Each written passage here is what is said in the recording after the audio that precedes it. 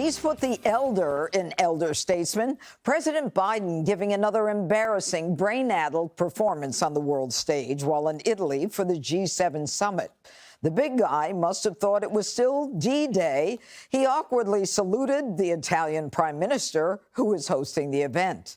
Another startling moment, the president wandered away from the group of world leaders to go look at a skydiver and give them a thumbs up.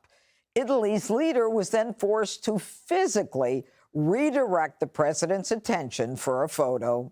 Biden then holding a rare press conference with Ukraine's President Zelenskyy. Joe Biden sounding out of breath as he answered a question about his son Hunter's conviction. I'm extremely proud of my son Hunter. He has overcome an addiction. He's one of the brightest, most decent men I know, and I am satisfied that I'm not going to do anything. I said I abide by the jury decision, and I will do that, and I will not pardon him.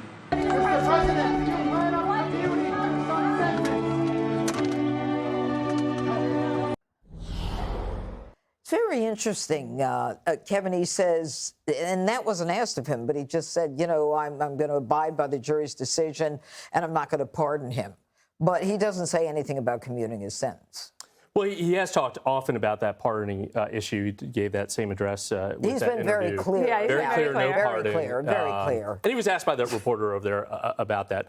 Listen, we've got 5 months of this campaign. We've got an 81-year-old running against a 78-year-old. I would be more nervous as a Democrat if it was Nikki Haley that we were running against or Ron DeSantis. No, but what about the question I just asked about commuting the sentence?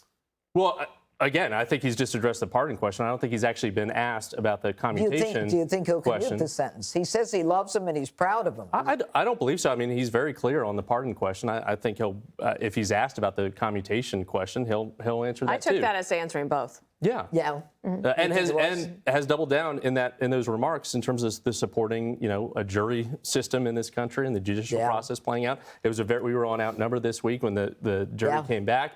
It was a very clear statement in support of the judiciary. But again, we're going to have this split screen. We're going to see this debate in two weeks or so between the former president, the president, and, you know, it's going to be this dynamic playing out between two older gentlemen in this race.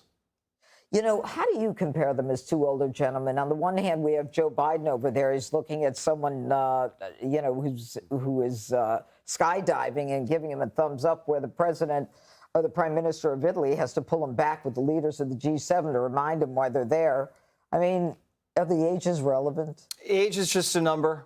You know that. And yours is unlisted? Mine is unlisted. You know, Judge, you're a whippersnapper. I don't know how old you are, but doesn't matter. You have energy, just like Donald Trump. Joe Biden, there's too much going on right now to be wandering off in the middle of an Italian field. We just signed a 10-year deal with Ukraine and affirmed their future membership into NATO. What? What? And at the same time, we're going to allow American weapons in Ukraine to hit Russian targets inside their borders. That was a significant development. And then also China's selling dual-use tech to Ukraine. We just slapped a bunch of sanctions on them. The Russian Navy's doing port calls in Cuba, 90 miles off the Florida coast. What is going? And this guy's wandering around in a field? I don't know, Judge. I do know that the American people have kind of checked out on the Ukraine thing. We're just not really emotionally involved anymore. Celebrities aren't going there. Senators aren't going there. Journalists aren't going there anymore. Our checkbook's involved, but we have really detached ourselves from it. I don't think the American people would care one way or the other if Ukraine won this war and repelled Russia back into their borders, or there was a peace deal tomorrow.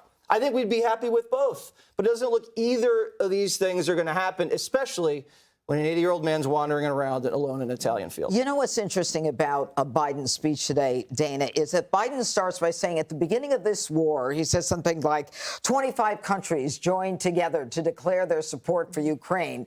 And then he goes right into, and we're going to sign, just two of us, the United States and Ukraine, we're going to sign a deal to make sure that we invest in a Ukraine industrial base, that we provide them in the long term with defense weapons and ammunition, that we provide them for 10 years with intelligence and training, and that we continue to give them, I think, $50 billion. All this while Russia's got its ships in the Caribbean. Okay, so he is out of the G7's conference. We were, I think, the last country to make an agreement like this out of these 7. So I think that when President Trump really put the pressure on the NATO countries to pay more, and they started doing that, I think Biden has tried to continue it, maybe not as well, but they are all paying more because they're actually worried about the threat. So setting that aside, I do think that if I were the White House, I would have sent Kamala Harris to this meeting and let Joe Biden rest up and prepare for the debate. You're going to start seeing, I saw a little bit of it today, a little bit of things dripping out from Democrats who are concerned that he is not doing the prep that he needs to do for that debate that takes place 3 weeks from tonight. And all of them looked old and defeated except for the Prime Minister of Italy. And in fact, Biden's approval rating is sparkling next to theirs. He's at 37%. Justin Trudeau's at 30%. Whoa. Schultz of Germany is 25%. Sunak's at 25%. Macron is at 21%. Fumio Kishida's at 13%. Actually, most of these people that are there, except for Maloney, could be off the world stage in the next few months. Wow. Biden's sitting pretty. According to At 37%. We will take it.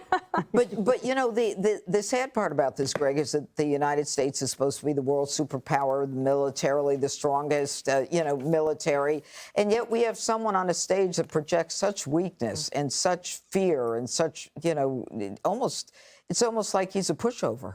Yeah, I mean, Ukraine gets weapons and funds, and our American troops, they get diversity training and pride events. Where are the priorities? Right now, if you believe, this is what I don't understand. If you actually believe that Trump is this existential threat, right, the most consequential vote in our history is coming up, why are you running a feeble ghost of a candidate? Why would you treat this election so lightly that you put forth the weakest candidate in American history? If you believe Trump's a moral evil, you're abandoning your moral imperative to put out a real candidate. I'm not even saying a good candidate. I'm saying a real candidate, which makes anyone with a brain wonder, if they aren't that worried that Joe's going to lose, given his sorry state, what are they planning? What are they doing to save the day? What is up the Dems' sleeve to drag that body back into the White House? What's the dog that's not barking? And then let's say by some weird, miraculous chance that we didn't see coming, given that Trump is ahead, has a 66% chance of winning, looks like he's going to get the electoral count, and Joe still wins. Well, then what do you do after you win? How do you convince anyone that's real? Have they even thought of that? Like, even the Dems behind the scenes better hope he doesn't win, because no one's going to believe it. Click here to subscribe to the Fox News YouTube page to catch our hottest interviews and most compelling analysis. You won't get it anywhere else.